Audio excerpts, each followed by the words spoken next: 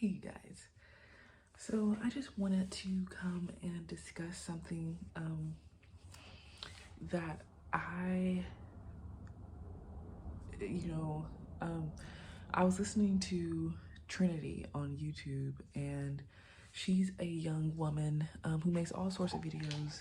I'll link her channel. I discovered her a few days ago, and I was listening to her. She had this video about girl talk sexuality, and when she was talking, she was discussing someone sent a question, and the question was, should I claim, being bisexual because I've never actually had intercourse or sex or whatever with a female? It was a woman or a female asking this question. Like, I've never actually had sex with another female. I've only talked to them. And I'm assuming talk like in a romantic way that like the younger people mean when they say talk, like, oh, we're talking. So she's talked to them, but she hasn't actually had sex with them. So she was like, well, should I say that I'm bisexual? Or and they had their answer, and they were all like, listen, let go of all these labels. And it's funny that they're talking about labels because I'm surrounded by labels right now, literal labels.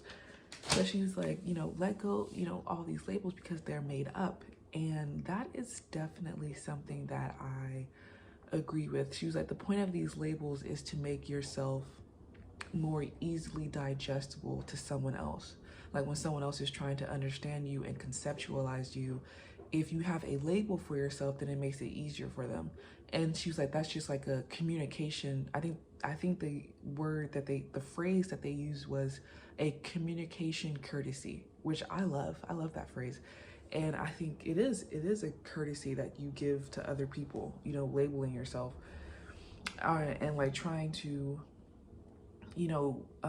fall into a category. And but I also agree, and there's nothing wrong with that. I mean, there could be, but I mean, just, and it's fine, it's whatever.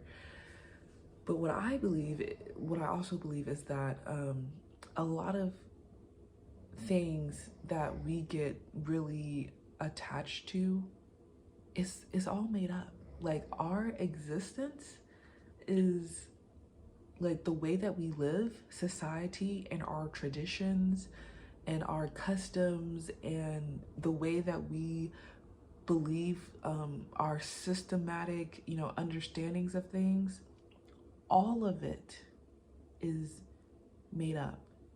Like and because I'm thinking right now, I'm thinking about, like, astrology and like universal truth, like spiritualism and all that stuff. And it's like, theoretically there is some singular, there is some truth. And for me, I think the truth is that all of it is made up. And that doesn't mean that it's not real. It's just that in the first place, it was made up. Like, I'm trying to think of an example. Okay, let's take like the English, any language really, but I speak English. So, A, B, C, D, E, F, G, blah, blah, blah. So A, when someone is talking, when someone is speaking, when someone is writing it down, when you look back through history, A is A, A means A. That's the truth of A. A is A. But in the first place, it was made up. It's made up, so it's real, but it was made up, and therefore, because it's all made up, I think that it grants a certain level of ultimate freedom with just the understanding in your head that everything that you hold dear is made up. Like, all of your traditions, all of your religions, all of your you know, languages, your fashion sense, you know, your philosophies, all of it, your astrology. And I'm even, you know, I've been reading my tarot. It's all made up. It's all made up. All of it. And oh, here, maybe this would be a good example. Something like gravity. Like our experience of gravity, you know, it's I had to really think about this one. Like, does this apply? Is this what I'm talking about? But I just thought about gravity. And it's a real thing, you know, it's real, but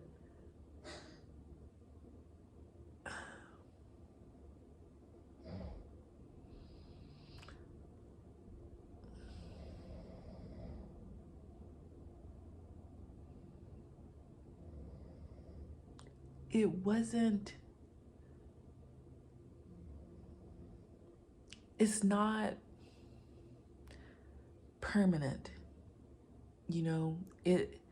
I don't know if the phrase it's made up is suitable for something like gravity, but it's definitely fleeting, isn't it? You know what I mean? It's not everywhere. You know, you don't have gravitational pull, like sources of gravity everywhere, you know, and the places that, like planets, you know, the masses, the objects that have enough mass to have gravity, you know, they themselves, that doesn't exist forever. You know, they might get struck by an asteroid and break into a million pieces. They might explode, you know, and they weren't necessarily here all the time. You know, like Earth isn't, they say, you know, it wasn't always here. You know what I mean? So it's not that it's made up, but it's not permanent. You know, all of this, all of it is fleeting.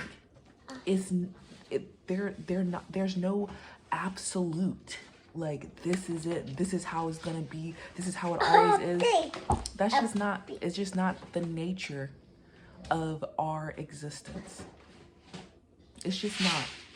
So I think it grants a certain, Aries is playing with Terrence's candy, but I think it grants, you know, this realization that everything is fleeting, and a lot of the stuff on Earth within our civilization is made up. I think it grants a certain level of freedom. I think if everyone could accept this reality, then a lot of the wars, the civil wars that we're having, that are not necessarily being fought with guns, but are being fought with your, you know, fingers, your keyboards, and your politics, and, you know, your attitudes and all that stuff. I think we could just let it go and let love flow. Maybe not love, but something, you know, anything except from anything aside from hate, because it's really unnecessary. Because the things that you hate they're all made up. It's made up. It's not real. I mean, it is real, but it's not. It's just, it's gonna pass. This too shall pass, baby. Like, it's going, gone. There's no need to pop a casket, blow a casket, you know, or whatever. Just relax. But yeah, I just wanted to come on and say that, like I said, like, all these labels are made up, you know, it's just not real. I keep saying it's not real. It's not that it's not real, but it's not, all of this can change in a blink of an eye. All of this can change in a blink of an eye. Like, something that I discussed, everything can change in the blink of an eye. Like, something that I discuss with Terrence, you know, regularly is the fall of America. You know, who knows how long this nation is gonna last? Who knows? You know, I don't. We don't. And I think it's foolish to assume that it's a permanent thing. You know, eventually, just like Rome, it's gonna be over. And all of these laws and all of these little petty arguments that we get into over who can use what restroom and what else, who can play which sport, and the list, who can say what when. I mean, all of that is not, it's just not gonna, it's gonna be a non-factor. You go far enough into the future, it's gonna be a non-factor. It's not gonna be a thing anymore. You know, so I think it's just an important concept to understand when you're living your life, when you're, you know, living and loving and making mistakes and trying to get it right. All of it's gonna pass, and most importantly, you are going to die. You're gonna die, and do you really want to live your life stressed about BS? Do you really want to do that?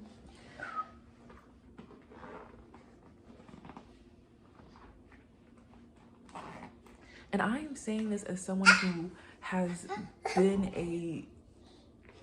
allowed myself to be a victim of stress about BS for years now, especially being someone who's suffered with schizoaffective bipolar.